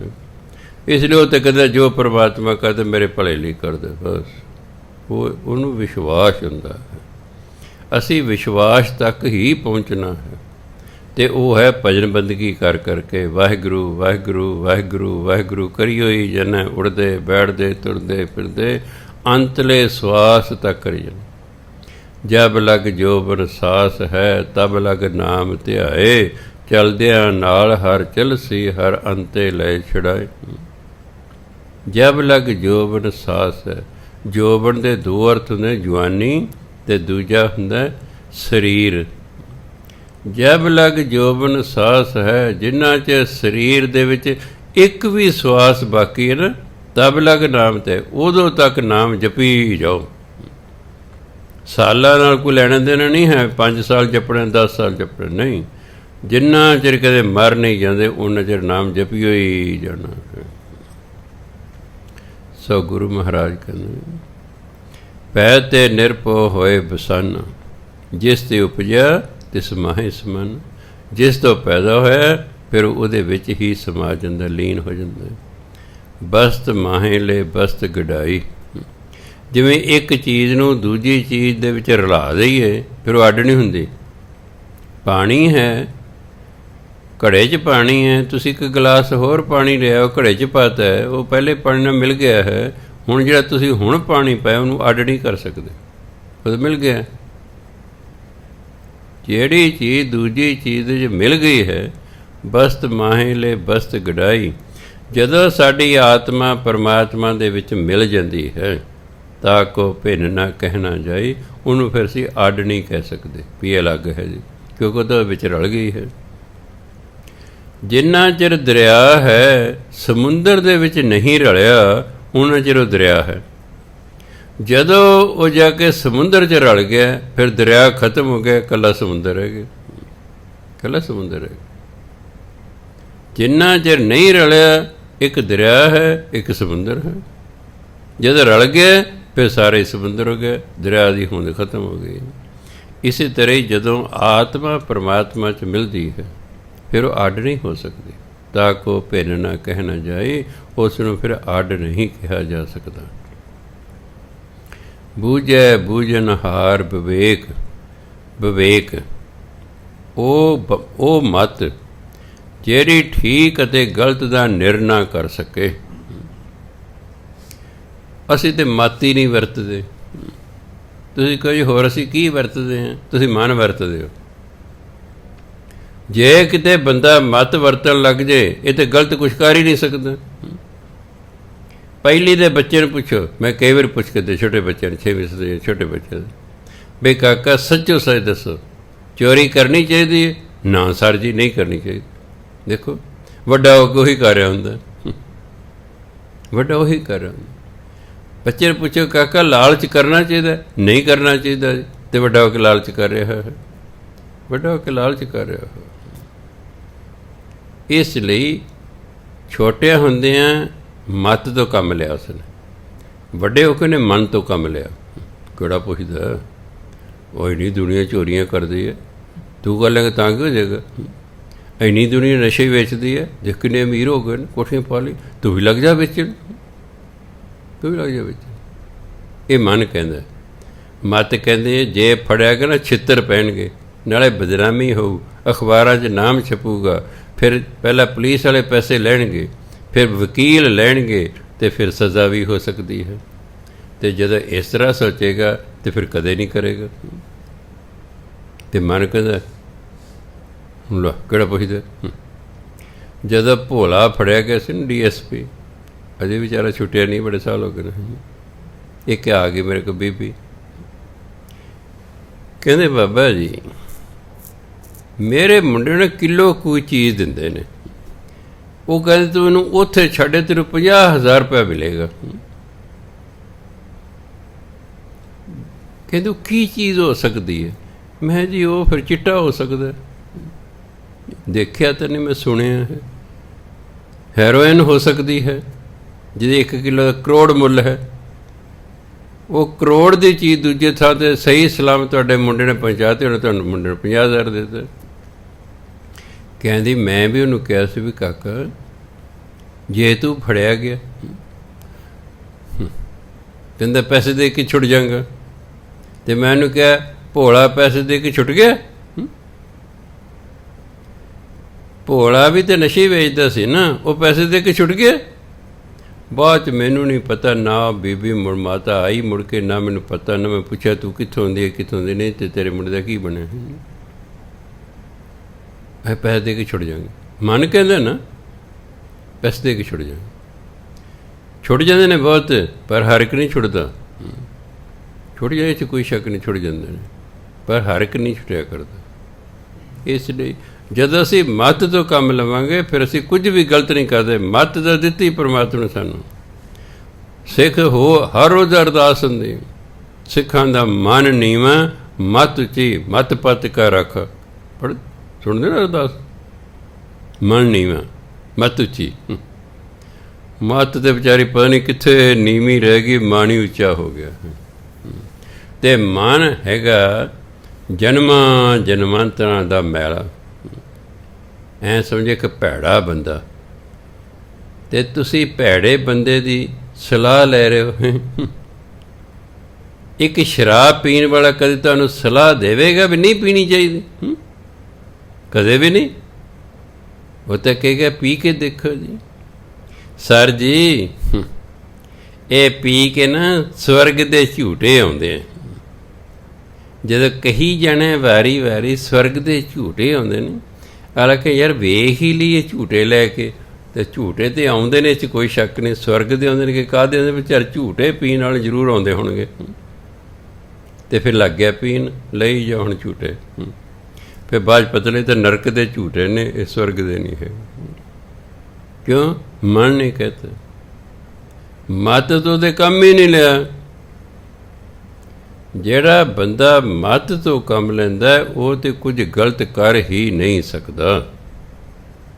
ਜਦੋਂ ਵੀ ਅਸੀਂ ਕੁਝ ਗਲਤ ਕਰਦੇ ਹਾਂ ਜ਼ਰੂਰ ਅਸੀਂ ਮਨ ਦੀ ਮੰਨ ਲਈ, ਅਸੀਂ ਮਨ ਦੀ ਗੱਲ ਮੰਨ ਲਈ, ਉਹਨੇ ਸਾਡੇ ਤੋਂ, ਉਹ ਮਨ ਹੈਗਾ ਭੈੜਾ, ਉਹਨੇ ਸਾਡੇ 'ਤੇ ਕੋਈ ਭੈੜਾ ਕਰਮ ਕਰਾਤਾ।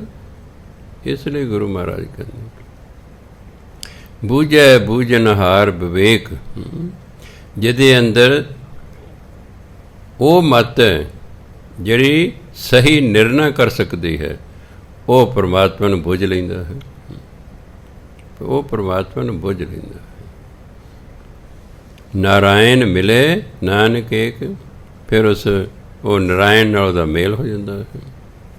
ਪਰਮਾਤਮਾ ਦੇ ਅੱਡ ਅੱਡ ਨਾਮ ਨੇ, ਨਾਰਾਇਣ ਨਾਮ ਹੈ ਪਰਮਾਤਮਾ। ਫਿਰ ਉਹ ਜਿਹੜਾ ਹੈ ਪਰਮਾਤਮਾ ਨੂੰ ਮਿਲ ਕੇ ਨਾ ਇੱਕ ਮਿੱਕ ਹੋ ਜਾਂਦੇ, ਉਹਦਾ ਰੂਪ ਹੋ ਜਾਂਦੇ ਹਨ। ਅੱਗੇ ਕਹਿੰਦੇ ਠਾਕੁਰ ਕਾ ਸੇਵਕ ਆਗਿਆਕਾਰੀ। ਇਹਨੂੰ ਠਾਕਰ ਨਹੀਂ ਪੜ੍ਹਨਾ, ਇਹ ਹਿੰਦੀ ਦਾ ਸ਼ਬਦ ਹੈ, ਉੱਤੇ ਕੱਕੇ ਨੂੰ ਔਂਕੜ ਲੱਗਾ ਹੋਇਆ ਠਾਕੁਰ। ਇੱਕ ਖਿਆਲ ਰੱਖਣਾ, ਅਖੀਰਲੇ ਅੱਖਰ ਨੂੰ ਜੋ ਮਾਤਰਾ ਲੱਗੀ ਹੈ ਉਹ ਤਾਂ ਗੁਰਬਾਣੀ ਅਨੁਸਾਰ ਕਿਤੇ ਬੋਲਦੀ ਹੈ ਕਿਤੇ ਨਹੀਂ ਬੋਲਦੀ, ਪਰ ਵਿੱਚ ਪਹਿਲੇ ਅੱਖਰ ਨੂੰ ਜੋ ਲੱਗਾ ਉਹ ਵੀ ਬੋਲਣਾ, ਵਿੱਚ ਕੋਈ ਅੱਖਰ ਆ ਗਿਆ ਉਹਨੂੰ ਜੋ ਲੱਗਾ ਉਹ ਵੀ ਬੋਲਣਾ।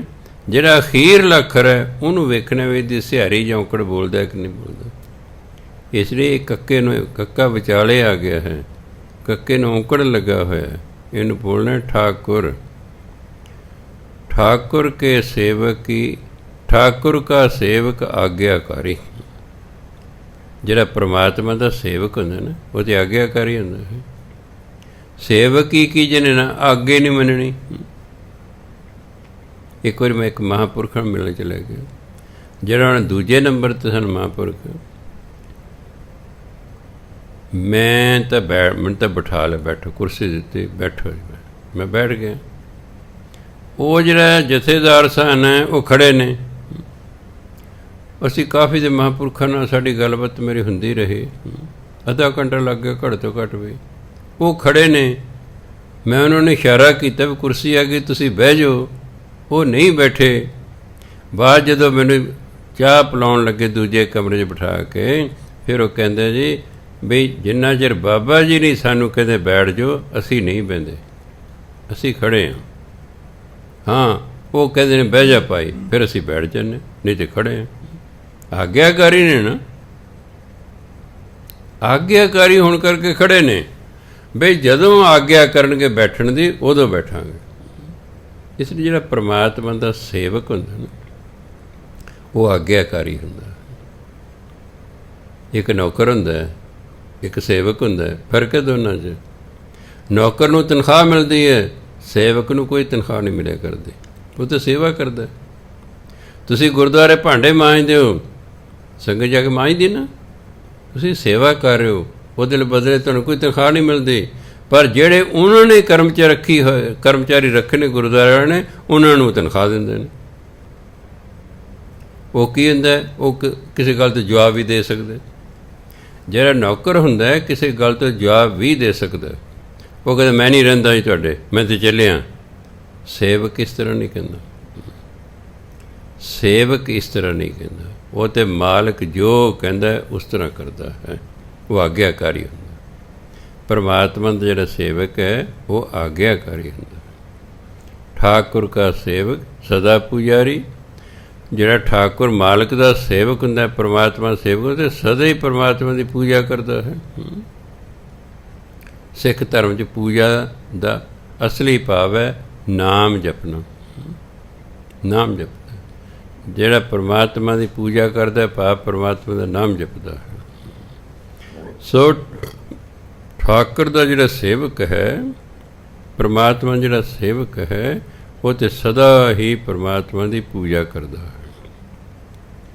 ਠਾਕੁਰ ਕੇ ਸੇਵਕ ਹੈ ਮਨ ਪ੍ਰਤੀਤ। ਜਿਹੜਾ ਪਰਮਾਤਮਾ ਦਾ ਸੇਵਕ ਹੁੰਦਾ, ਉਹਦੇ ਮਨ 'ਚ ਪਰਮਾਤਮਾ ਪ੍ਰਤੀ 100% ਵਿਸ਼ਵਾਸ ਹੁੰਦਾ। ਪ੍ਰਤੀਤ, ਪ੍ਰਤੀਤੀ, ਵਿਸ਼ਵਾਸ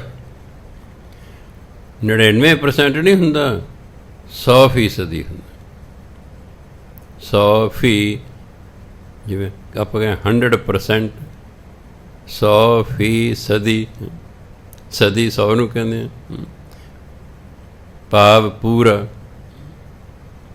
ਉਹ 'ਚ ਪੂਰਾ ਵਿਸ਼ਵਾਸ ਹੁੰਦਾ ਹੈ, ਉਹਦਾ ਵਿਸ਼ਵਾਸ ਅਡੋਲ ਹੁੰਦਾ ਹੈ।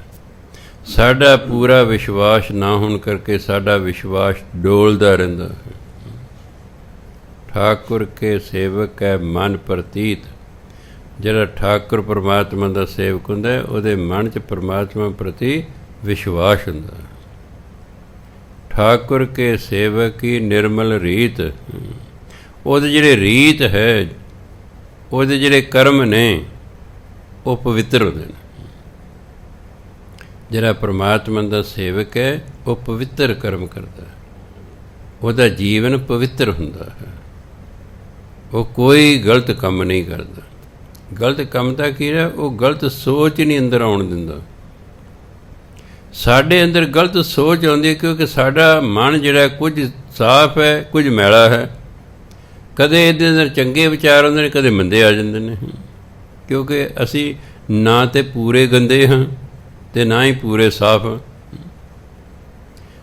ਪਾਠ ਕਰ ਕਰਕੇ, ਨਾਮ ਜਪ ਜਪ ਕੇ, ਸਤ ਸੰਗਤ ਕਰ ਕਰਕੇ ਕੁਝ ਸਾਡਾ ਮਨ ਪਵਿੱਤਰ ਹੋ ਗਿਆ ਹੈ।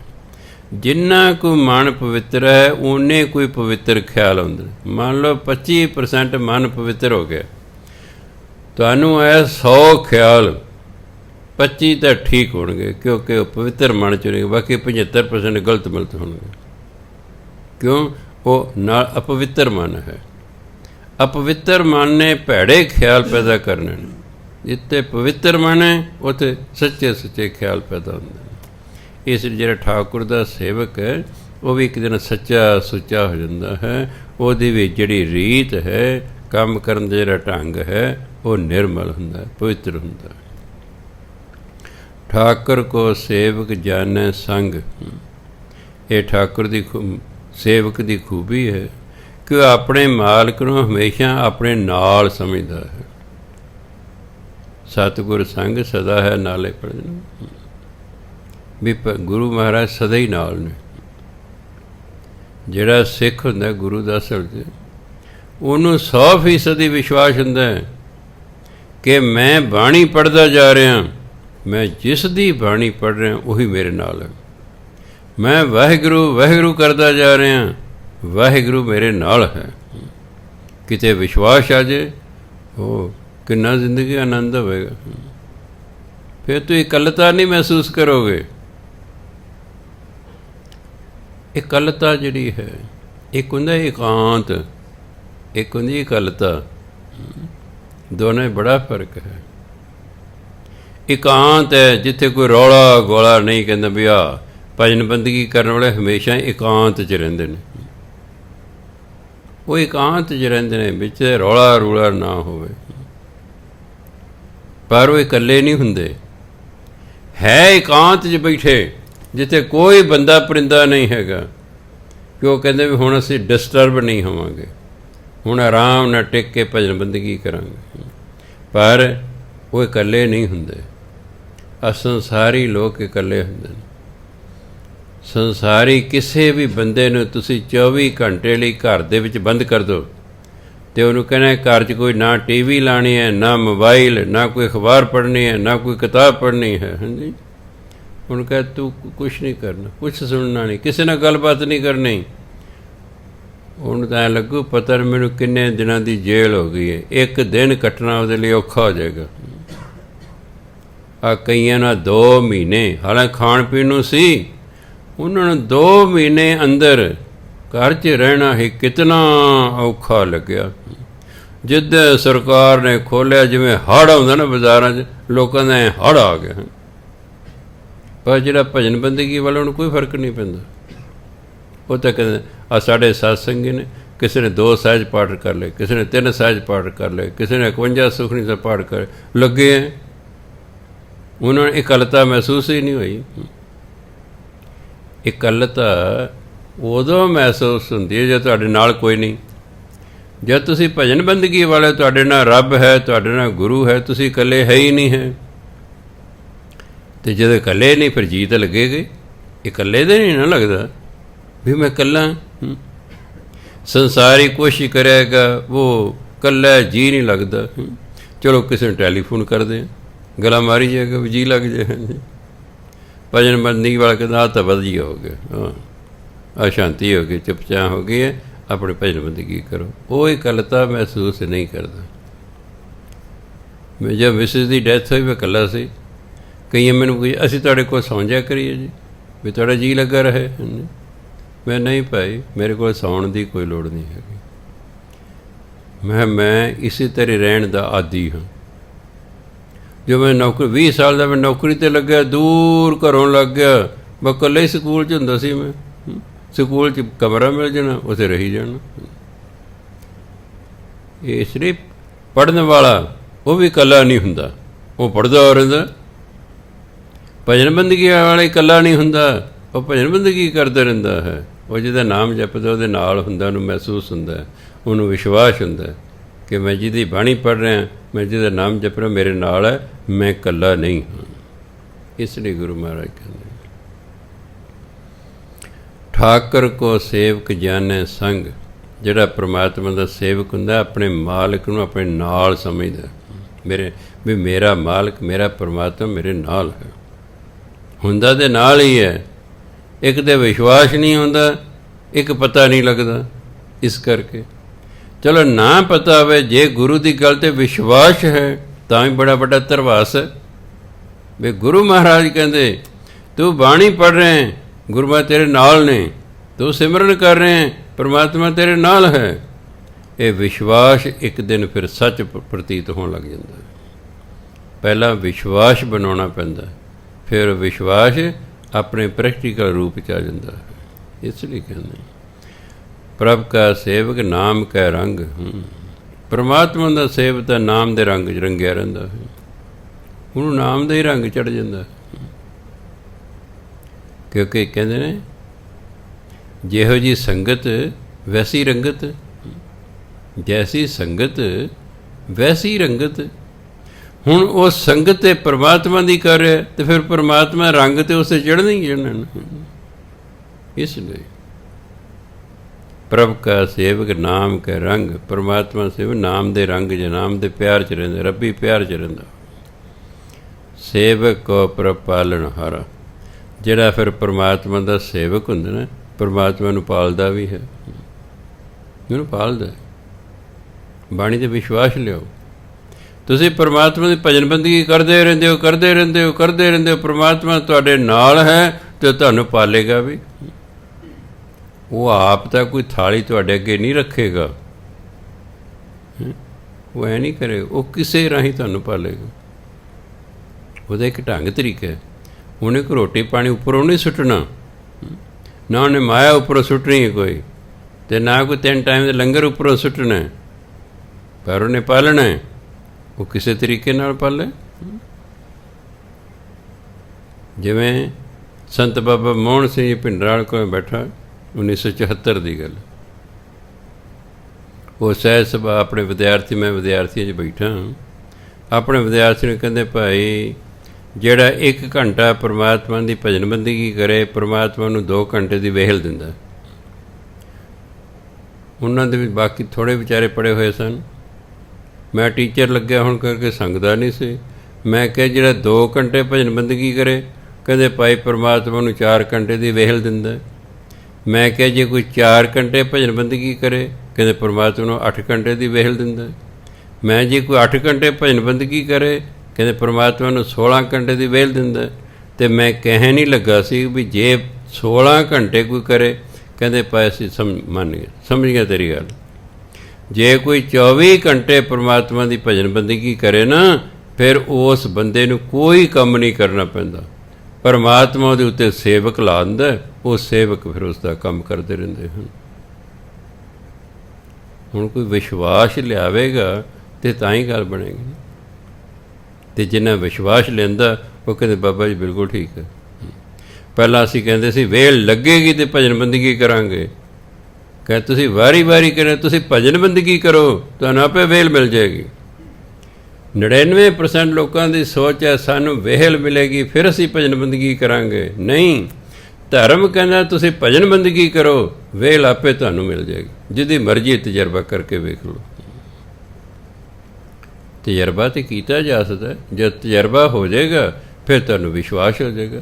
ਸ਼ਾਇਦ ਤਜਰਬੇ ਤੋਂ ਬਿਨਾਂ ਤੁਹਾਨੂੰ ਵਿਸ਼ਵਾਸ ਨਾ ਹੋਵੇ ਇਸ ਗੱਲ 'ਤੇ। ਇਸ ਲਈ ਗੁਰੂ ਮਹਾਰਾਜ ਕਹਿੰਦੇ ਸੇਵਕ ਕੋ ਪ੍ਰਭ ਪਾਲਣ ਹਾਰਾ, ਸੇਵਕ ਕੀ ਰੱਖ ਹੈ ਨਿਰੰਕਾਰ। ਹਾਂ, ਫਿਰ ਪਰਮਾਤਮਾ ਆਪਣੇ ਸੇਵਕ ਦੀ ਹਰ ਥਾਂ 'ਤੇ ਰੱਖਿਆ ਕਰਦਾ ਹੈ, ਰੱਖਿਆ ਕਰਦਾ ਹੈ। ਗੁਰੂ ਨਾਨਕ ਜੀ ਦੇ ਸੇਵਕ ਕੌਣ ਸੀ? ਭਾਈ ਮਰਦਾਨਾ ਜੀ। ਮਰਦਾਨਾ ਜੀ ਗੁਰੂ ਨਾਨਕ ਤੋਂ ਕੁਝ ਵਿੱਥ 'ਤੇ ਚਲੇ ਗਏ, ਉਹ ਕੌਡੇ ਰਾਖਸ਼ ਦੇ ਹੱਥ ਚੜ੍ਹ ਗਏ। ਕੌਡੇ ਰਾਖਸ਼ ਨੇ ਚੱਕ ਲਿਆ ਦੋਨਾਂ ਹੱਥਾਂ ਨਾਲ ਵੀ ਮੈਨੂੰ ਤਲਦੇ ਉਬਲਦੇ ਕੜਾਹੇ ਵਿੱਚ ਸੁੱਟਾਂਗਾ, ਇਹਨੂੰ ਭੁੰਨ ਕੇ ਖਾਵਾਂਗਾ। ਅਤੇ ਮਰਦਾਨਾ ਜੀ ਕੀਤਾ ਆਪਣੇ ਸੇਵਕ ਗੁਰੂ ਨਾਨਕ ਨੂੰ ਯਾਦ, ਆਪਣੇ ਮਾਲਕ ਨੂੰ ਯਾਦ ਕੀਤਾ, ਗੁਰੂ ਨਾਨਕ ਦੇਵ ਨੂੰ। ਗੁਰੂ ਨਾਨਕ ਅੱਖ ਦੇ ਫੋਰ 'ਚ ਉੱਥੇ ਆ ਗਏ। ਕੁਦਰਤੀ ਮਰਦਾਨਾ ਜੀ ਦਾ ਅਤੇ ਜਿਹੜਾ ਕੌਡਾ ਰਾਖਸ਼ ਸੀ, ਉਹਨਾਂ ਦਾ ਮੂੰਹ ਕੜਾਹੇ ਵੱਲ ਸੀ। ਅਤੇ ਮਗਰ ਗੁਰੂ ਨਾਨਕ ਜਾ ਕੇ ਕਹਿੰਦੇ ਧੰਨ ਕਰਤਾਰ। ਜਦੋਂ ਧੰਨ ਕਰਤਾਰ ਕਿਹਾ, ਅੱਗ ਵੀ ਬੁਝ ਗਈ, ਕੜਾਹਾ ਵੀ ਠੰਡਾ ਹੋ ਗਿਆ, ਅਤੇ ਉਹ ਹੱਕਾ ਬੱਕਾ ਰਹਿ ਗਿਆ ਵੀ ਇਹ ਕੌਣ ਆ ਗਿਆ ਹੈ। ਫਿਰ ਗੁਰੂ ਨਾਨਕ ਨੇ ਆਪਣੇ ਸੇਵਕ ਦੀ ਰੱਖਿਆ ਕੀਤੀ ਨਾ, ਨਹੀਂ ਤਲ ਕੇ ਖਾ ਜਾਣਾ ਸੀ, ਕਿਉਂਕਿ ਤਾਂ ਬੰਦੇ ਵਾਰ-ਵਾਰ ਕੀ ਖਾਂਦਾ ਸੀ। ਐਂ ਪਰਮਾਤਮਾ ਆਪਣੇ ਸੇਵਕ ਦੀ ਰੱਖਿਆ ਕਰਦਾ ਹੈ।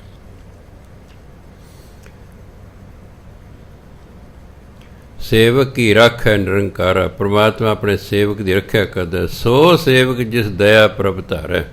ਅਸਲ ਸੇਵਕ ਬਣਦਾ ਕੌਣ ਹੈ? ਜਿਸ 'ਤੇ ਪਰਮਾਤਮਾ ਕਿਰਪਾ ਕਰਦਾ। ਉਹ ਕਿਰਪਾ ਕਰਦਾ ਤਾਂ ਬੰਦਾ ਸੇਵਾ ਕਰਦਾ। ਸੋ ਸੇਵਕ ਜਿਸ ਦਇਆ ਪ੍ਰਭ ਧਾਰੈ, ਨਾਨਕ ਸੋ ਸੇਵਕ ਸਾਥ ਸਾਥ ਸਮਾਰੈ। ਸਮਾਰੈ ਮੰਮੇ ਦੇ ਪੈਰ 'ਚ ਅੱਧਾ ਹਾਹਾ ਲਾ ਕੇ ਬੋਲਣਾ। ਉਸ ਸੇਵਕ ਨੂੰ ਪਰਮਾਤਮਾ ਸਵਾਸ ਸਵਾਸ ਉਹਦੀ ਸੰਭਾਲ ਕਰਦਾ ਹੈ। ਜਿਸ 'ਤੇ ਪਰਮਾਤਮਾ ਕਿਰਪਾ ਕਰਦੇ ਉਹ ਇਹਦਾ ਸੇਵਕ, ਅਤੇ ਜਿਹੜਾ ਹੋ ਜਾਂਦਾ ਸੇਵਕ ਪਰਮਾਤਮਾ ਸਵਾਸ ਸਵਾਸ ਉਸ ਦੀ ਸੰਭਾਲ ਕਰਦਾ ਹੈ। ਸਤਿਕਾਰਯੋਗ ਸਾਥੀ, ਸਮਾਂ ਹੋ ਗਿਆ। ਵਾਹਿਗੁਰੂ ਜੀ ਕਾ ਖਾਲਸਾ, ਗੁਰੂ ਜੀ ਕੀ ਫਤਿਹ।